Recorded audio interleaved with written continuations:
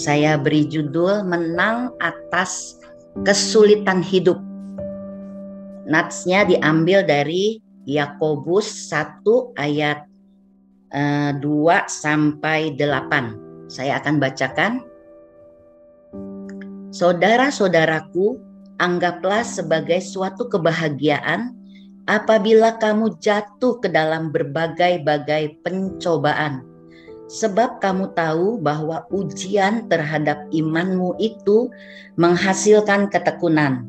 Dan biarkanlah ketekunan itu memperoleh buah yang matang, supaya kamu menjadi sempurna dan utuh dan tak kekurangan suatu apapun. Tetapi apabila di antara kamu ada yang kekurangan hikmat, hendaklah ia memintakannya kepada Allah yang memberikan kepada semua orang dengan murah hati dan tidak membangkit-bangkit. Maka hal itu akan diberikan kepadanya. Hendaklah ia memintanya dalam iman dan sama sekali jangan bimbang. Sebab orang yang bimbang sama dengan gelombang laut yang diombang-ambingkan kian kemari oleh angin. Orang yang demikian janganlah mengira bahwa ia akan menerima sesuatu dari Tuhan. Sebab orang yang mendua hati tidak akan tenang dalam hidupnya. Menang atas kesulitan hidup. Ya. Sinonim kesulitan, persamaan kata dalam bahasa Indonesia adalah kepelikan, kerumitan, kesesakan, kesukaran, masalah, problem, penyakit. Itu yang kita hadapi setiap hari. Tidak ada satu orang pun di dunia yang tidak pernah mengalami yang namanya kesulitan. Bagaimana supaya setiap kita yang diperhadapkan kepada kita harus menang. Karena tidak ada kesulitan yang tidak dapat diselesaikan. Ya, bersama Tuhan kita cakap melakukan. Ya, di dalam Tuhan ada solusi. Apa yang menjadi sumber-sumber dari kesulitan? Ya, kesulitan itu terjadi karena yang pertama, karena ada tekanan, ya, ada konflik dari anggota keluarga, dari suami, dari orang tua, anak, dengan siapapun yang berada di dalam keluarga. Yang kedua, tekanan pekerjaan. Ini bagi Bapak Ibu yang berada dalam pekerjaan. Ya, kesulitan hidup kadangkala terjadi karena tekanan, tuntutan dalam pekerjaan, ya, persaingan.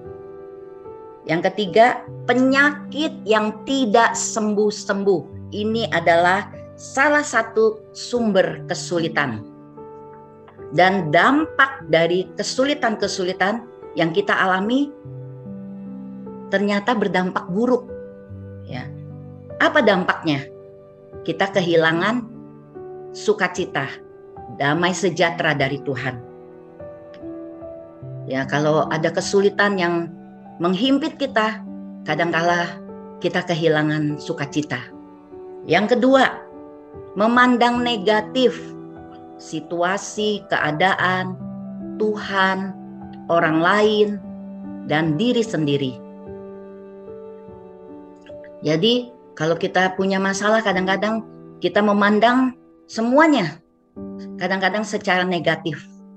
Ya, ada juga orang yang menyalahkan Tuhan, orang lain, bahkan diri sendiri.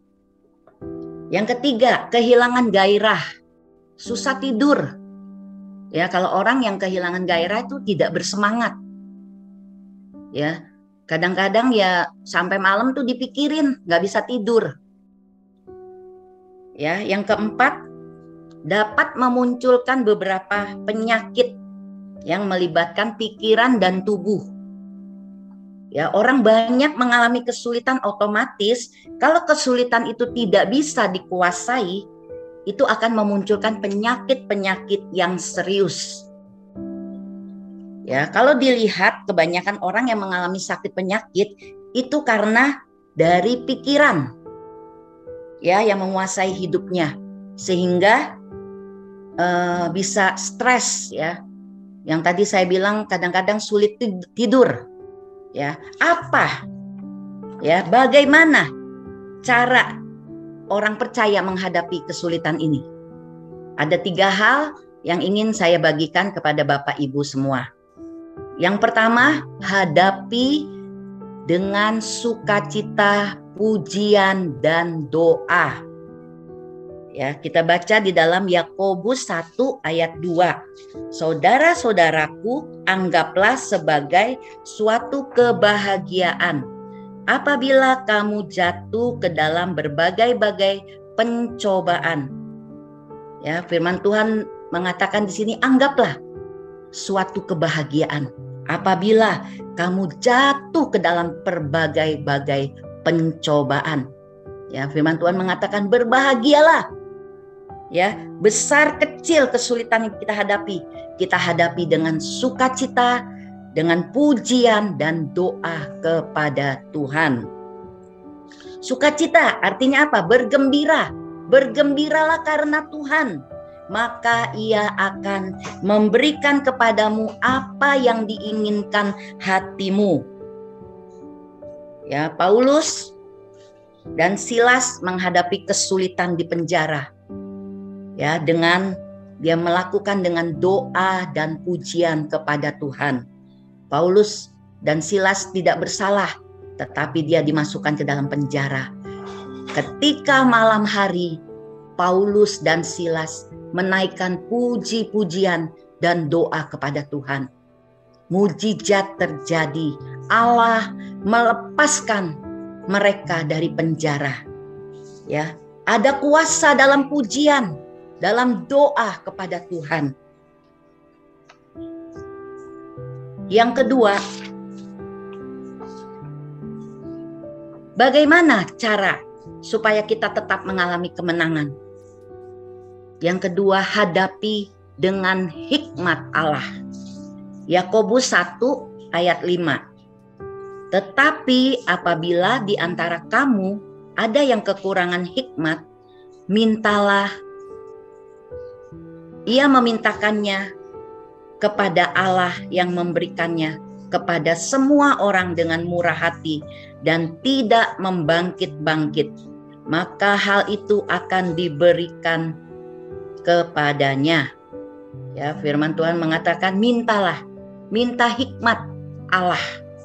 Ya, ketika kita ada di dalam kesulitan, kita minta hikmat dari Tuhan. Ya, tidak ada kesulitan yang tidak dapat diatasi. Ya, ketika kita menghadapi jalan buntu, ya, ketika bangsa Israel menghadapi jalan buntu waktu mereka keluar dari Mesir. Di kanan gunung, di kiri gunung, di belakang tentara Mesir. Di depan laut Teberau. Tetapi apa yang mereka lakukan? Musa mengangkat tangan. Musa berdoa kepada Tuhan dan mujizat terjadi. Bangsa Israel bisa melewati tanah yang kering itu. Ya, ketika kita mencari pasangan hidup, libatkan Tuhan. Mencari sekolah, universitas, libatkan Tuhan. Mencari pekerjaan, libatkan Tuhan.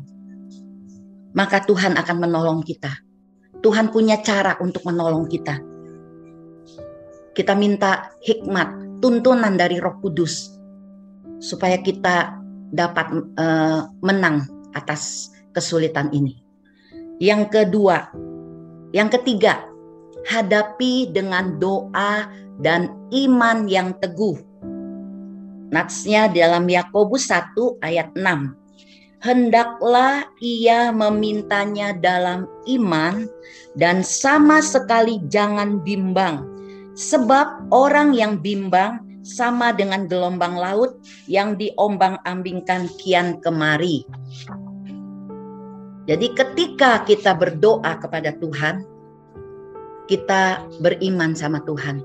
Sebab firman Tuhan mengatakan orang yang bimbang itu seperti gelombang laut yang diombang-ambingkan. Jadi kita jangan bimbang. Percaya kepada Tuhan dengan segenap hati, dengan iman yang teguh kepada Tuhan. Orang yang bimbang tidak akan menerima apa-apa dari Tuhan. Kalau kita percaya kepada Tuhan, tetaplah percaya dengan sepenuhnya kepada Tuhan. Sesulit apapun yang kita alami, ketika kita berdoa, mujizat itu nyata. Mujizat itu sempurna buat kita. Ya, di saat kita tidak berdaya, kuasa Tuhan sempurna. Di saat kita berdoa, di saat kita percaya kepada Tuhan, mujizat itu nyata. Ya, Nabi Elia menghadapi kesulitan hidupnya dengan doa dan iman yang teguh. Bacaannya di dalam Yakobus 5 ayat 17 sampai 18. Elia adalah manusia biasa, sama seperti kita, dan ia telah bersungguh-sungguh berdoa supaya hujan jangan turun, dan hujan pun tidak turun di bumi selama 3 tahun 6 bulan. Lalu ia berdoa pula, dan langit menurunkan hujan, dan bumi pun mengeluarkan buahnya. Ya, Elia adalah manusia. Dia manusia biasa seperti kita. Tetapi yang membedakan adalah Elia bersungguh-sungguh berdoa kepada Tuhan. Ya. Jangan turun hujan. Dan hujan pun tidak turun selama 3 tahun 6 bulan. Dan ketika Elia berdoa kembali dan hujan pun turun. Inilah mujizat yang Tuhan lakukan. Di sini kita melihat kesungguhan dari Nabi Elia, kepercayaannya kepada Tuhan sehingga mujizat terjadi. Tanggal 27 Juni bulan lalu, anak saya Yvonne melahirkan anak yang pertama. Pada awal kehamilan, Yvonne memang ingin melahirkan secara normal. Saya mengatakan kepada Yvonne, jadilah menurut imanmu. Pada tanggal 27 Juni, pada jam 10 pagi, ada tanda-tanda kelahiran. Yvonne masuk ke rumah sakit, dan dia video call sama saya. Saya berdoa kepada Tuhan, supaya Tuhan menolong dalam proses kelahirannya boleh lancar dan secara normal. Sampai di rumah sakit ternyata sudah pembukaan 4. Dan dokter bilang tidak boleh pulang dan tetap di rumah sakit. Sampai jam 2 siang pembukaan tidak tambah-tambah. Ya, jam 5 saya telepon, saya video call. Saya bilang sama Yvonne, kalau ada kesempatan makan, makanlah dulu, saya bilang. Supaya kamu ada kekuatan, ada tenaga untuk kamu nanti melahirkan. Tetap semangat, saya bilang. Tuhan pasti tolong. Dan saya terus berdoa. Jam 7 malam, saya telepon kembali, saya video call. Dan Yvonne bilang, Mami, kata dokter harus diinduksi, diinfus. Saya tunggu, dan sampai jam 9 kurang 5 menit, Yvonne boleh melahirkan secara normal. Saya bersyukur kepada Tuhan, ya, pertolongannya begitu ajaib, ya, pujilah nama Tuhan, ya. Kalau kita berdoa, kita memiliki iman, Tuhan akan menjawab seluruh doa-doa kita yang kita naikkan kepada Tuhan. Sebagai ayat yang terakhir, kita akan baca Yakobus 1 ayat 12. Berbahagialah orang yang bertahan dalam pencobaan, sebab apabila ia sudah tahan uji, ia akan menerima mahkota kehidupan yang dijanjikan Allah kepada barang siapa yang mengasihi Dia. Amin. Ketika ya kita mengalami pencobaan, maka kita sedang diuji Tuhan. Ya, apabila ia sudah tahan uji, kita akan menerima mahkota kehidupan yang dijanjikan Tuhan buat kita. Mari kita tetap terus berjuang di dalam Tuhan, ya, dan terus melakukan kebenaran firman Tuhan, ya. Jangan kita lemah, putus asa atau bimbang. Terus berjuang bersama Tuhan, kita dapat melakukan perkara-perkara yang besar. Ya, segala perkara dapat kutanggung di dalam Dia yang memberi kekuatan kepadaku. Amin.